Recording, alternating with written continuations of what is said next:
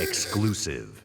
Gears of War Reloaded got announced. It's basically what we already have on the Xbox, except we're getting Ultimate a 4K. Edition. We have the Ultimate Edition. Reloaded is Gears 1, 4K upgrade, cross-platform, cross-progression, cross-play, cross-save. And it is also dropping on PlayStation 5. Can I say, I feel like, I don't know if this is a hot take or not. Because I don't pay attention to what everyone's saying. Yeah. My opinions are of my own self.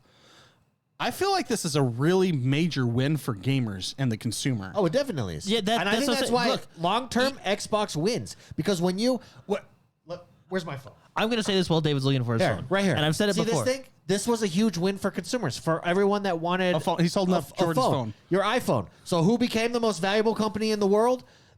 Apple. Apple crushed it because they created something of value for players. I think that's why Xbox, I just don't understand the mentality of this won't work. You see the value there. And see, so You you're see like, the strategy. Like, that's how you make lots of money, when you bring someone value. A lot of value. Well, even so, I've said this before. Microsoft is the most consumer-friendly publisher out there right now. Yeah. Over PlayStation, Sony, EA, Even all with of their them. even with their price Yeah, increases. even with their price increases on the consoles and stuff, which someone in the comments is going to say, well, what about this? That's not very consumer-friendly. Okay, fine, take that. Even then, this is a very consumer-friendly, like you said, it's a win for gamers. yeah.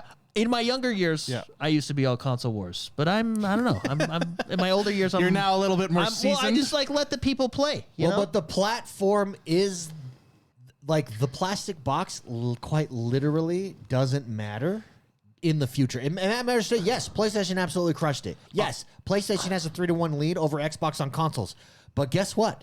That 3-1 lead is that extra 50 million PlayStations that are out there. Guess what they're playing? That's what they played last month. Top 3 Well, that's Xbox what I'm saying, yeah. games. So you're What's no the top longer 3 blocked. games on the world's most selling console? Xbox games. Yeah, they were all Xbox games. That is essentially funding all of our Game Pass, Look, or helping to fund our Game Pass subscription, which benefits us, the consumer. The only other thing that is as consumer friendly, and why I think it is also a huge part of the future, GeForce Now. Well, that's what I was gonna say. Every day that goes by, I think we're always gonna have a plastic box in our living room, whether that be a PC, a console. Like, I think those are always gonna exist in some way or another from these companies. But I think the future, is cloud gaming because of the reach and ease of it. It's the limitation there right now is those companies, and it can only be done by some of the largest companies in the world. That's why Those NVIDIA's companies need doing to it. figure out how to get Microsoft NVIDIA's is tech. doing it. Amazon is doing it. Google's trying to do it. It's building the infrastructure to do that, because streaming movies has been figured out and entertainment that way. Streaming video games is a very different service, but that's the future. All next-gen consoles and controllers have the direct-to-Wi-Fi connect for lag purposes. Look, and I know people are going to complain like, no, I want to own my game. I want to have physical copies. I want to do this. I want to do that. That's all good and fine. But I think the vast majority of the population is going to like the idea that they can play Gears on their phone Yeah. and stuff like that. Not, Well, our I kids, think there's still stuff to work out. All but of our I think kids, that's the future. I think all cloud of our gaming is the kids future. see these screens that we're playing on.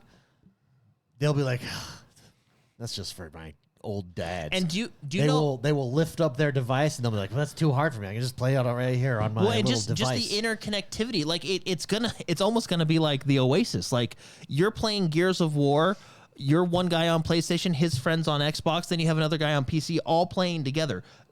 I like the idea of Microsoft taking down walls, letting people play together wherever they're at. well, but the thing is We have cousins in Hawaii that are very PC centric. PC centric. Yeah. We could play Marvel Rivals with them. We can play certain Xbox games with them because a lot of these walls are being removed. The thing is because Microsoft is setting it up this way, they get to be the good guy and say, we're removing these walls, and that becomes an extra selling point. When actually what they're doing is weaponizing that talking point against their competition. I'm just actually really, I'm happy for my PlayStation brethren that they're going to be playing Gears. Yes. And that's awesome. And that's why I feel like that's a very consumer friendly move. I'm going to go one further. And again, maybe not too long ago I was against this, but I don't mind seeing Halo go places as well. Yeah, I don't. That we know I that's coming. like the idea We already know of that's breaking coming. down walls. Yeah, I like the idea of Game Pass subscription, being able to having hundreds of games at my fingertips. What game did you discover just the other week because of Game Pass that you never would have played? Kingdom, You know, Two Crowns. Yeah. Game Pass has which so I much bought. value, and the only argument to Game Pass is, oh, well, I want to own my games. Fine, you can own your game. Pay $50 to $80 for it. You want to own it. That's the other thing. I'm playing it for free, but the PlayStation, my brethren, they're having to buy these.